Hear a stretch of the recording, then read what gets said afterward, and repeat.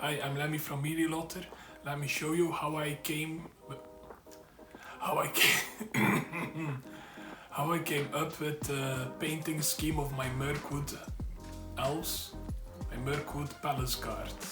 So I'm gonna show you how I came up with the painting scheme of my mirkwood guard. It was a little bit of a journey, not gonna lie, because I found surprisingly little in general. So first things first, I started with, well, the things I already have. One of those things is Games Workshop. So I went to the website, looked how they painted their elves, and they looked okay. I liked the color scheme in general, but I didn't like the way it was painted. But to me it was a good start. So for me that was the basic, and I said to myself I want to do this, but better and maybe a little bit more movie accurate. So next thing I went to was my little collection of random books from Lord of the Rings and The Hobbit I have. I thought I had more about The Hobbit, but turns out I only have 2 books. So I went to grab them, and in those 2 books, one about the Battle of 5 Armies, one about the Desolation of Smaug, one good picture about Mirkwood elves, and it's the normal Mirkwood elves, not even the Palace Guard. So I was getting a little bit desperate. I was like, how come there is so little information, so little documentation about them that I can readily see? So I went to the Hobbit movies and I watched all 3 of them because I'm starting to like them actually. They're not as bad, especially if you watch Rings of Power and then watch The Hobbit. Suddenly The Hobbit feels like a masterpiece in its own, but that's another video I think. Yeah, it's another video. So I went to the Hobbit movies, watched the Hobbit movies, took screenshots, realized Amazon doesn't allow you to take screenshots, so I went to YouTube. Yeah, I definitely did not take screenshots of clips from The Hobbit I found on YouTube, because I don't think I don't think that would be ethical.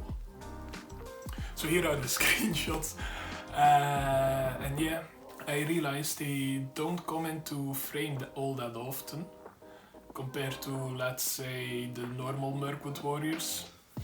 I took some screenshots of them too, still debating if I'm actually gonna paint them, because, well, I really like the Palace Guard. They're plastic, they're cheap, and they're at least cheap compared to the Mirkwood elves.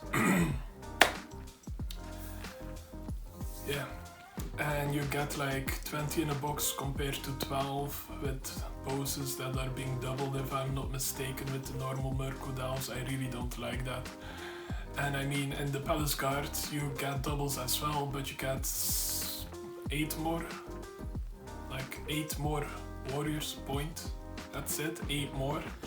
And it's a little bit more forgiving. But yeah, in the end, I took the screenshots, realized they look a little different in every screenshot. That might be due to the lighting and wherever they are. So I realized that it might not actually be a completely screen accurate way to paint them. So I thought, what else can I do to find inspiration for this painting scheme? I know I wanted to be like Games Workshop, but with my own twist, because I don't always like what Games Workshop does with the minis. And then I went to Instagram. Why didn't I go to Instagram in the first place? I don't fucking know.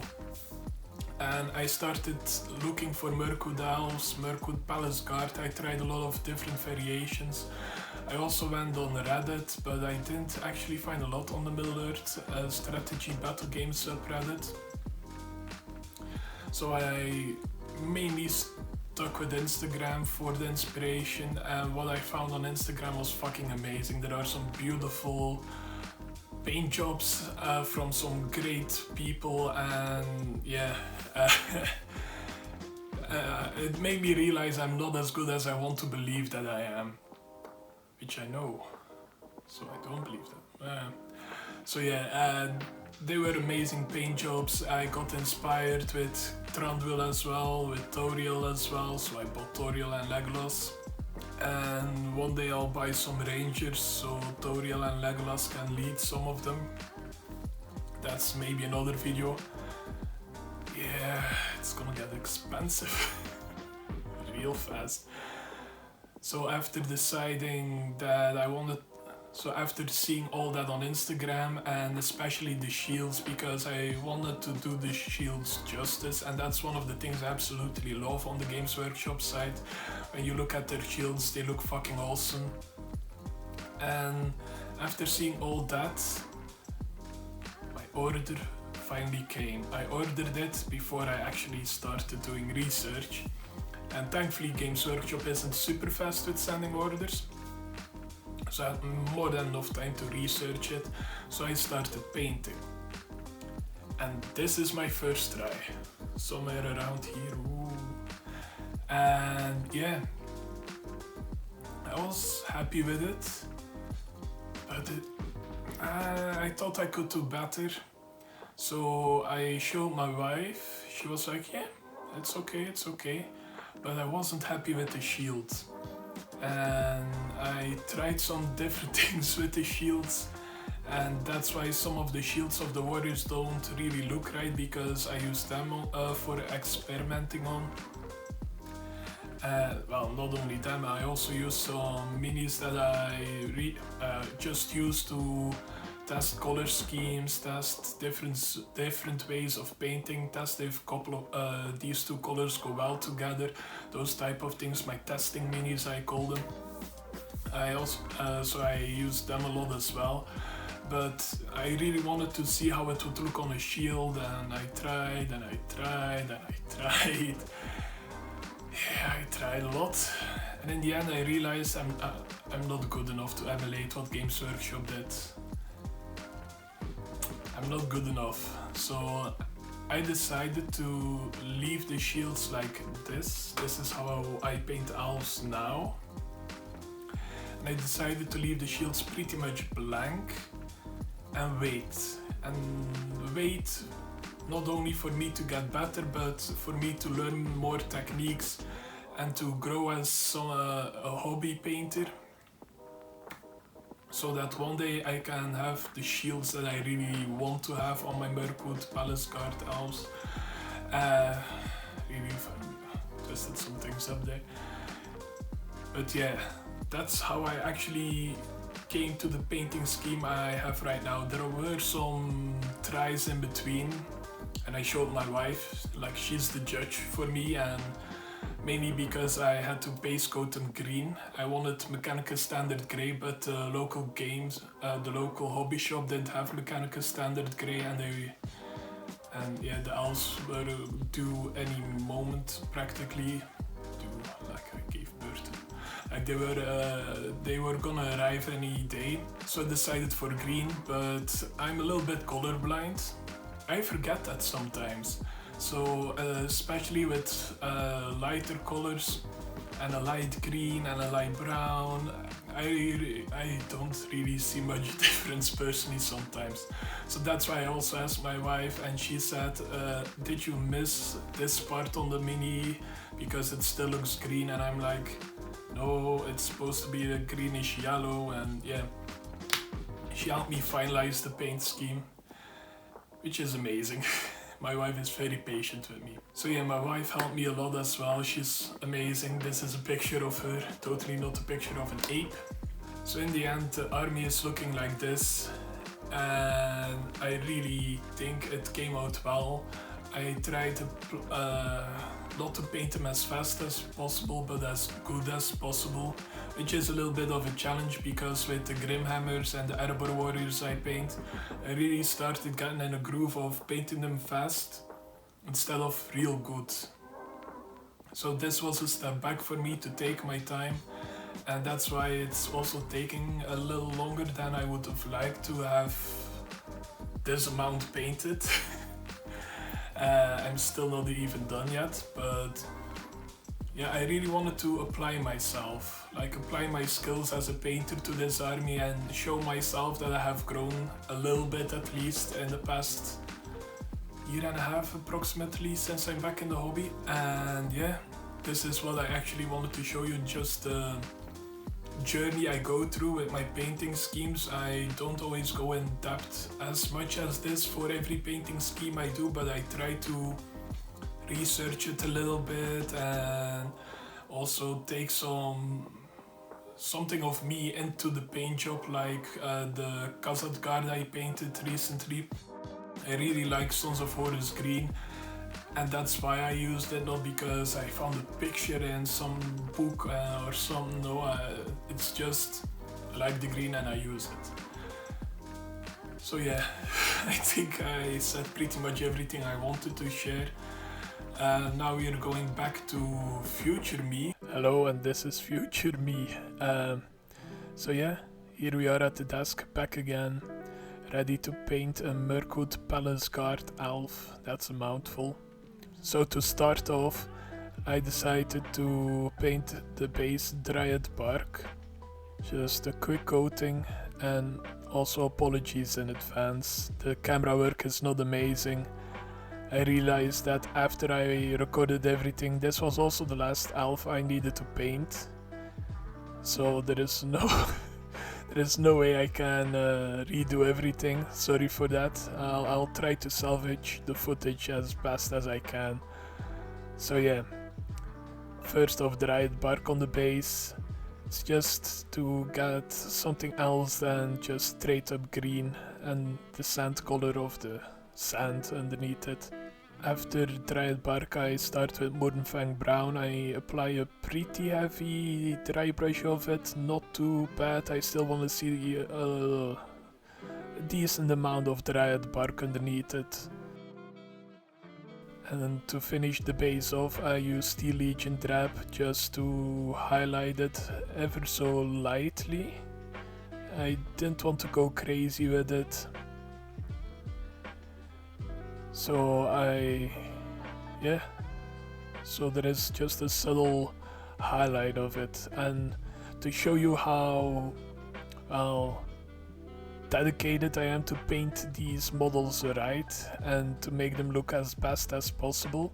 Just to show off how much I wanna make sure these elves look amazing, I decided to also paint the rim of the base in Steel Legion drab. So yeah, that's the whole base. Afterward I put some tufts on it, but we're definitely not there yet. Now to start painting the elf, I use karak stone for his cloak, and only for his cloak. He also has some cloth around his helmet. I didn't paint it karak stone. I could have just used karak stone and it would have looked good as well, but I wanted to push myself, try some different things, as you probably heard the last 10 minutes of this, in the first 10 minutes of this video, excuse me. And I apply a couple of layers just to make sure I don't miss any green parts, and I really take my time with it, go around the model, try to remember to paint the underside. Yeah, so I try to get as much of the cloak as possible. Sometimes I forget the underside, it's not the end of the world. Only assholes look on the underside of your model. I'm one of those assholes. Now I'm sure there is no green left on the cloak. I use hashut copper for the helmet and most of the armor. I don't do the scale mail in hashut copper just to give it a little bit more variation in the armor color, make it look just to make sure the scale mail pops out at a little bit extra. If you're painting a model with a shield, I use it pretty much for the entire shield, except the parts that I want obviously wood. And there are some parts of the shield that look like scale mail. I just use hashut copper and I'm not gonna bother with it. You could use ironbreaker because that's the next color, and that I use for the scale mail. But on the shield I don't really bother with it. I already fucked up my shields bad enough. And I apply ironbreaker on the scale mail, the top of the spear, the sword, just to make sure I have a nice shiny metal compared to what I'm gonna do with the hashut copper in a little bit. Now I used flayed on flesh, and I tried not getting it on the copper, but since flayed on flesh is one of those colors I cannot really distinguish a lot easily is the right word. Can't distinguish it easily from the light green base coat, so I tend to go a little bit big on it and touch up the copper afterwards. Now tallaran sand for the flaps around the helmet. Yes, that's the technical term actually, the flaps around the helmet. Pretty much everything around the helmet that isn't covering his face directly, because in the model, in the sculpt, there is a piece of cloth that just covers the face and the mouth area. And that I do in corvus black, as you can see here, or probably can't see. I really fucked up the recording, I'm truly sorry for this.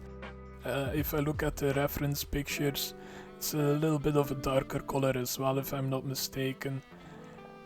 I just like to pop in some darker colors with this pretty pale color scheme, so the eye gets drawn to those places a little bit easier.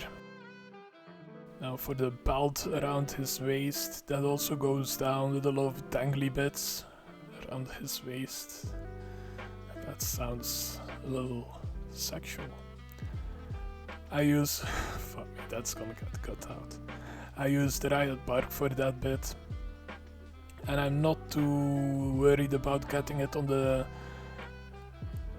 main uniform he's wearing, because we're gonna go over that in just a second. I just want to have a nice layer of dryad bark first. Also, I keep rotating the model as much as I can, and for as far as I remember, just to make sure that the belt is completely covered.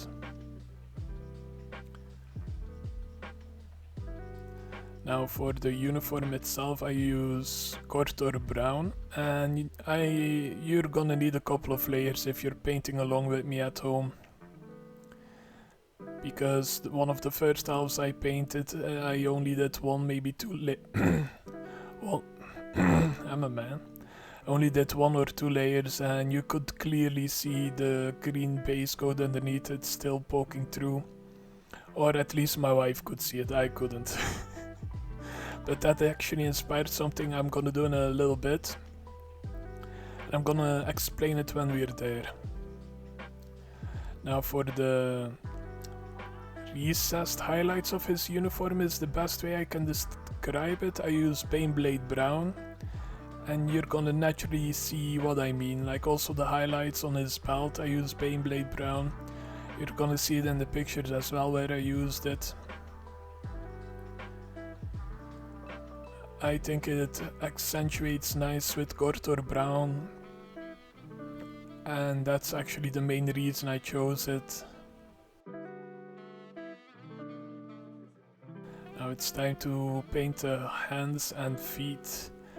And if I look at the reference pictures I took from the totally okay screenshots, they're wearing gloves, so I just used the same color for the gloves and the shoes. I just used mournfang brown. Is it movie accurate? No, but it's just a good brown to use, just like it. And now for the parts of uniform that are underneath his main tunic, I used Night Lord's blue. Once again, a slightly darker color that's gonna draw some more attention to the model. And I think some darker colors together with some lighter colors make a great paint scheme, especially for these elves. Now Steel Legion drab I use for all the wood parts, including the shield. So if you have a shield, try to get a really small brush and try to paint as cleanly as possible towards the edges. It's not gonna be perfect, but the next step for the wood is gonna make sure that that's not gonna be that big of a problem. So I paint his spear here in Steel Legion drab, and once that's all dry I use skeleton horde. On every bit I painted copper and Steel Legion drab, except the base of course. So also the shield I tend to drown, not really drown it in skeleton horde. I like to give the good coat, but I find contrast paints you don't want to apply too thick, and it's really easy to make sure they're very thickly applied. And I use it on the karak stone as well, so his cloak, just to make sure that the cloak is more defined, and towards the bottom I use a little bit more to make it look a little bit more dirty, but in a pretty natural way. I mean, they're still elves, so it can't be too dirty, but just that little bit more dark coloring on the bottom part of his cloak is gonna do a lot in my opinion. It's easy to get into the face area. If that happens, you can just paint over it, or just don't. They're normal troops, you can get away with a little imperfection here and there in my opinion. Unless you're some crazy painter who paints every mini in his army like it's a fucking hero and does like 100 highlights. I'm just not that type of painter. And for the metal parts, the corvus black parts and the night lord's blue, I use nuln oil. I do try not to use too much of it. If you look at how I paint my grim hammers, and yeah, grim hammers, Erebor warriors, I tend to use a lot of nuln oil to make their armor very dull. But with this one I try to use just enough so it goes in the edges slightly. I don't want to overdo it with this one. Now while that's dry, you can quickly give a couple of dots of reikland fleshshade to the face. I actually just use a very tiny brush and the minimum amount of reikland fleshshade I can get away with while still saying I applied it.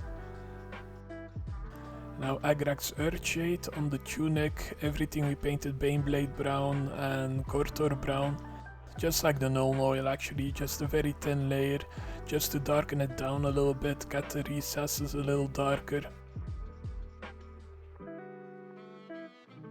I use gorthor brown all over again on the tunic, but I try to not touch the recesses and the edges of the gorthor brown to make sure there is some depth to it, but it's not too dark, because agrax earthshade can easily make a paint look darker than it actually is, because it will always stain a little bit on the first layer, the layer you apply it onto.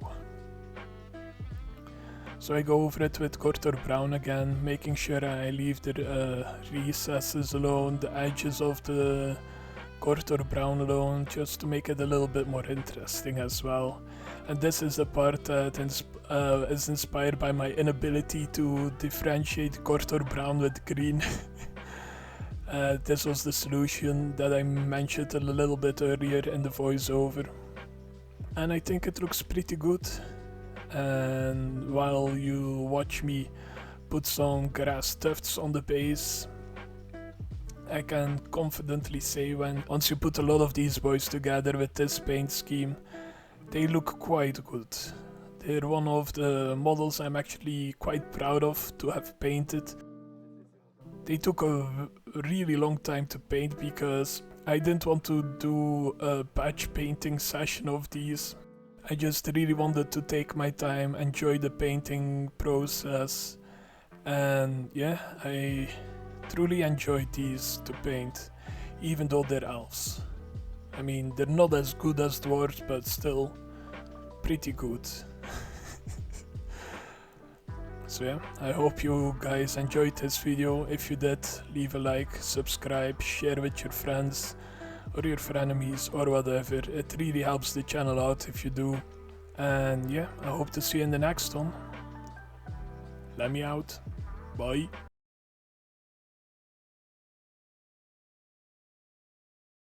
Hi, I'm Lemmy from Lotr. Let me show you how I came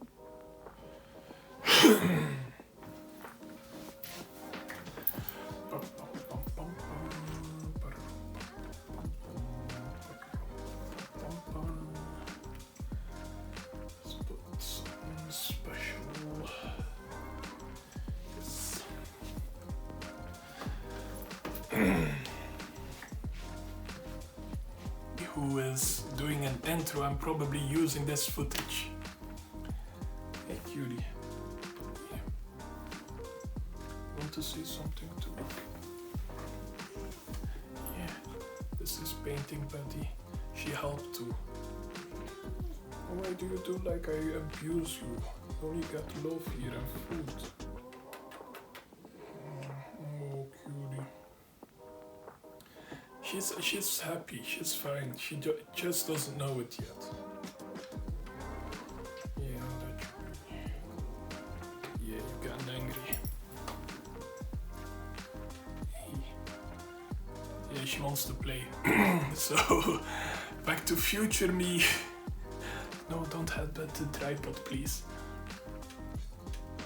Yeah.